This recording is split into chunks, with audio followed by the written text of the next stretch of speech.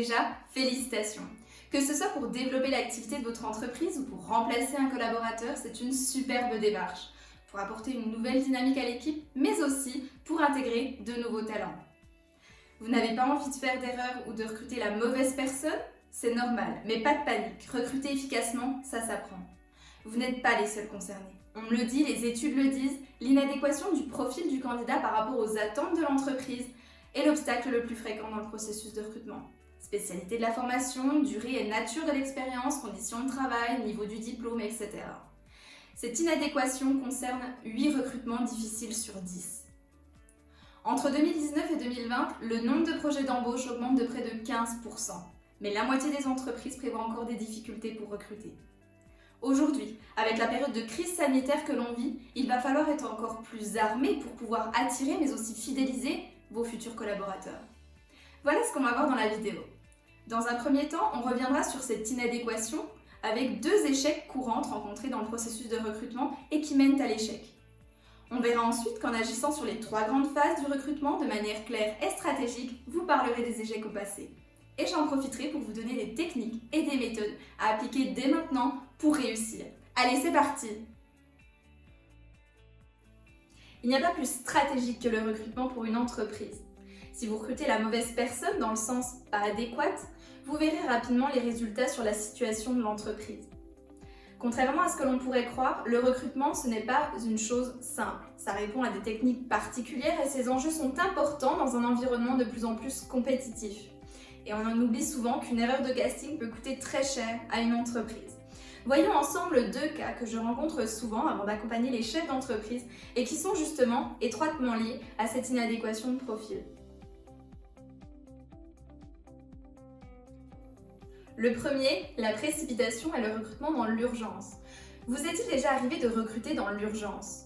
Vous n'avez pas eu le temps d'analyser précisément votre besoin, le profil, vous n'avez pas pu prendre du recul et vous avez finalement foncé tête baissée parce que vous n'étiez pas vraiment prêt, vous ne saviez pas comment faire.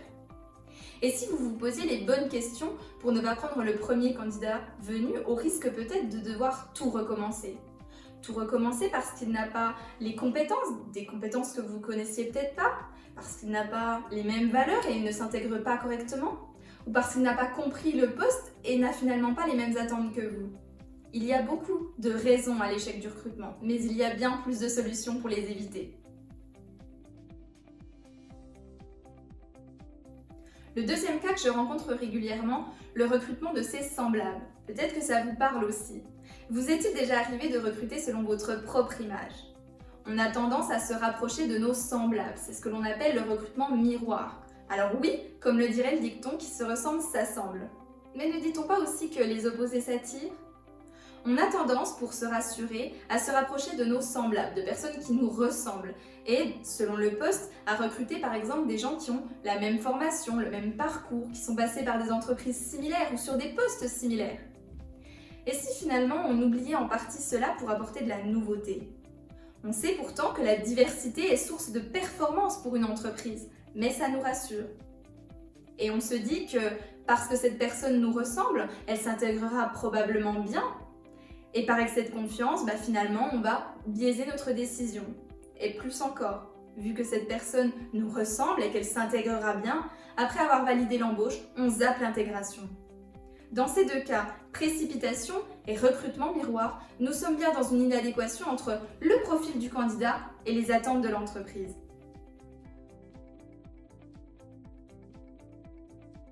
Tout ça vous parle? Moi aussi, je connais ces situations. Je suis Mélanie Bourgois, diplômée de master en ressources humaines et animée par les richesses humaines. J'agis quotidiennement sur 3 axes. L'accompagnement des entreprises dans leur démarche de recrutement, l'accompagnement et le conseil en bilan de compétences, la formation des étudiants de Bac Pro à Master et les professionnels. Peu importe mes actions, je place toujours l'humain au cœur des démarches, en tenant compte de son histoire de vie, de ses attentes, de ses valeurs, de ses peurs, mais aussi et surtout de ses rêves. Qu'il soit étudiant, en recherche d'emploi, en reconversion, salarié ou chef d'entreprise, peu importe. Ce qui compte, c'est lui, c'est eux, c'est vous. On vient de voir 2 situations que les entreprises rencontrent dans leur démarche de recrutement. Pour avancer dans cette thématique du recrutement efficace, on va commencer par définir ce terme de recrutement. La définition de base est la suivante, c'est l'ensemble des actions et des étapes qui permettent de trouver un candidat qui va pouvoir répondre aux attentes d'un poste pour une entreprise. Mais il ne s'agit pas de trouver un candidat, mais bien une personne. Et c'est là où déjà on rencontre une nuance dans la définition, puisque de nombreuses personnes n'étaient pas candidates au départ.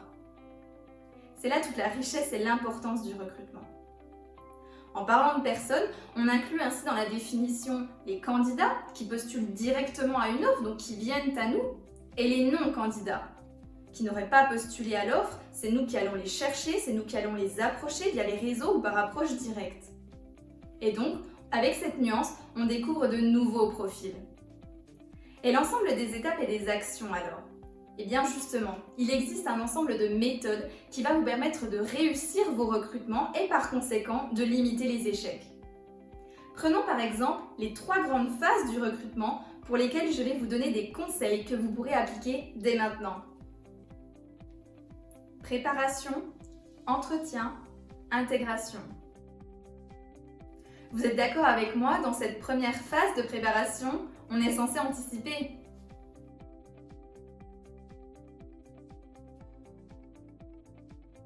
Le premier conseil que je pourrais vous donner serait de prendre le temps de définir le profil exact, le profil dont vous avez besoin. Cela vous paraît peut-être évident, mais il est très important de prendre le temps de lister les besoins de votre entreprise, vos besoins. Posez-vous les bonnes questions. Pourquoi je recrute ? Que fera exactement cette personne ? À temps plein, à temps partiel, pour quelle durée ? De quelles compétences aura-t-elle besoin pour réaliser ses missions ? Quel niveau d'expérience ? Quel niveau de formation ? En répondant à ces questions, vous pourrez déjà mieux définir votre profil et par conséquent, mieux définir votre offre. On arrive à cette seconde phase qui semble être la plus importante puisque c'est à ce moment-là qu'on décide globalement si oui ou non on poursuit avec un candidat. Ici, le deuxième conseil que je pourrais vous donner serait d'agir et d'explorer sur autre chose. Il est préférable de privilégier les compétences gagnantes. Des compétences techniques, oui, et des compétences relationnelles. Réfléchissons aux compétences et aux aptitudes. Réfléchissons à la mise en situation d'un candidat. Réfléchissons aux compétences clés nécessaires pour intégrer ce candidat et l'évaluer. Donc l'investissement sur les compétences et les aptitudes, en fait, c'est sortir d'une lecture de CV un peu statique et fonder véritablement son recrutement sur une méthode. Et là, explorer plutôt que confirmer. En matière de recrutement, méfions-nous de ce qu'on ressent quand on le ressent. On dit qu'une vente se fait par les émotions et qu'elle se justifie par la logique. En relations humaines, on agit beaucoup avec les émotions. Et dans un entretien, il faut se méfier de cette fameuse première impression. Il s'agit donc, plutôt que de confirmer cette impression, de l'explorer. Si vous n'avez pas changé d'avis sur un candidat après 30 ou 40 minutes d'entretien, c'est que vous n'avez pas finalement réalisé d'entretien. Vous avez peut-être été justement dans le piège de la confirmation. Pour explorer de manière structurée, pratiquez la règle des 80-20. Autre conseil que je vous donne.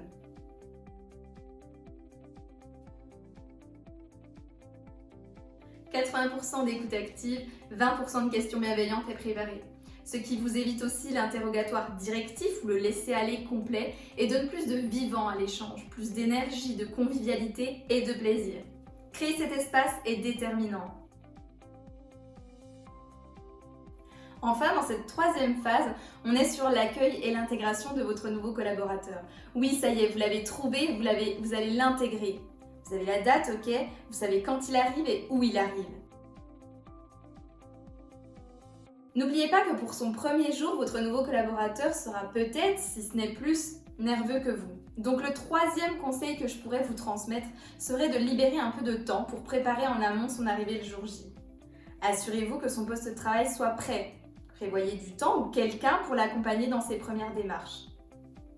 Mais il n'y a pas que cela. De manière globale, dans tout le processus de recrutement, il y a beaucoup de clés qui existent pour vous permettre d'être efficace. Ça peut être aussi d'élargir votre vivier de candidature, d'avoir des offres plus attractives. Il y a beaucoup de choses pour vous améliorer en recrutement. En tout cas, soignez ces étapes parce que oui, cette personne va apporter sa contribution à votre entreprise et vous aider à la faire grandir. Du coup, pour mettre toutes les chances de votre côté, il est important que vous structuriez cette démarche et d'y aller du coup étape par étape.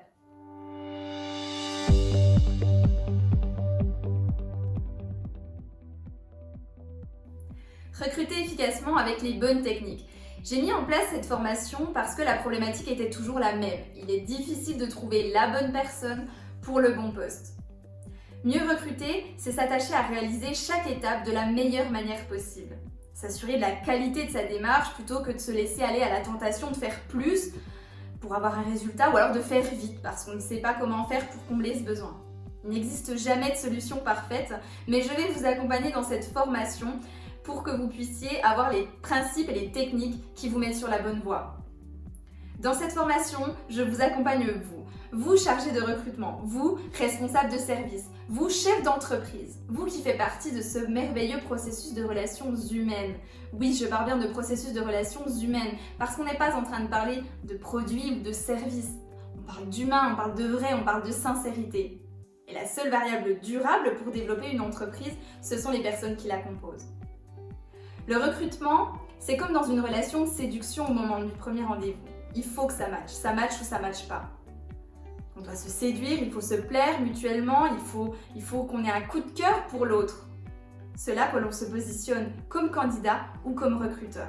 Et je le répète souvent, on passe beaucoup plus de temps avec nos collègues qu'avec nos proches ou notre famille. Alors il faut que ça matche.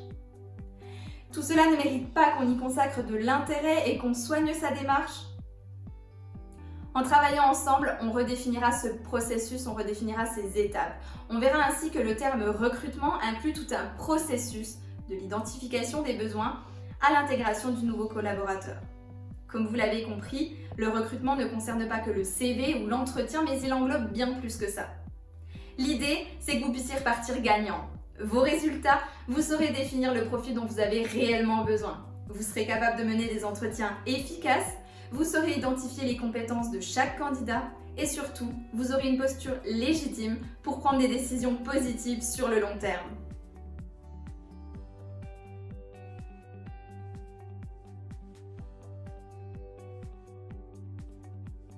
L'objectif globalement, vous permettre d'obtenir les techniques efficaces pour optimiser et réussir vos recrutements. Et pour cela, on verra ensemble le processus de recrutement. Vous avez compris que le recrutement comprend des étapes et des actions. Un ensemble d'actions, rédiger une offre, la publier, et des étapes, identifier, sourcer, évaluer, sélectionner et intégrer. On avancera ensuite sur le principe de l'entretien structuré. Le candidat est au cœur des attentions à tout moment et pour ne rien louper, il faut être structuré.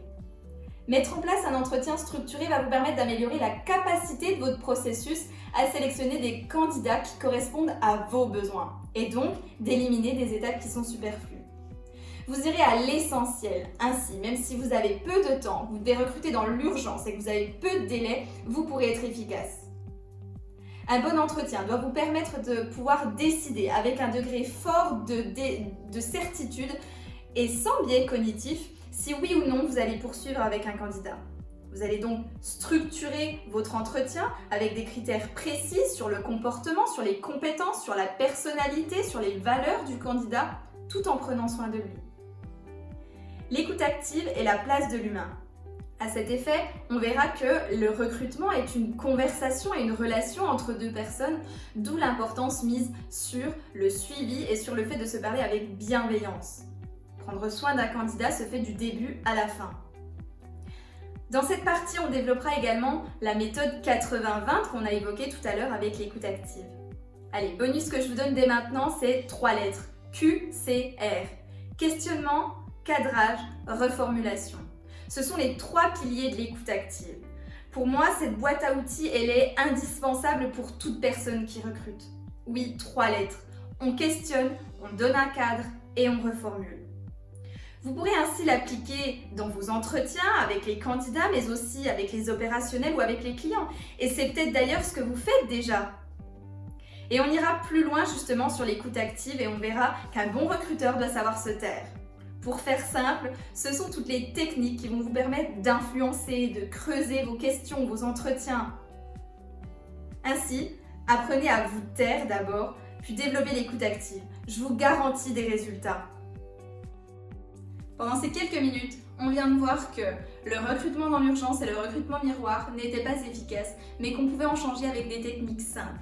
L'identification précise du profil, l'entretien structuré, l'écoute active et le soin apporté au candidat. Mais il n'y a pas que cela, oui bien sûr. Retenez en tout cas que votre entreprise a tout à y gagner, que vous avez tout à y gagner de soigner cette démarche. Ce n'est pas tout d'attirer les bons profils, encore faut-il savoir les garder. C'est pour cette raison que le sujet de l'intégration sera abordé de manière plus approfondie dans une autre formation parce qu'il y a énormément à voir là-dessus. En tout cas, maintenant, à vous de jouer. Mettez en place les techniques que l'on vient de voir, écrivez-les, travaillez-les et appelez-moi pour qu'on en discute. Vous voulez aller plus loin et vous former? Prenez rendez-vous maintenant!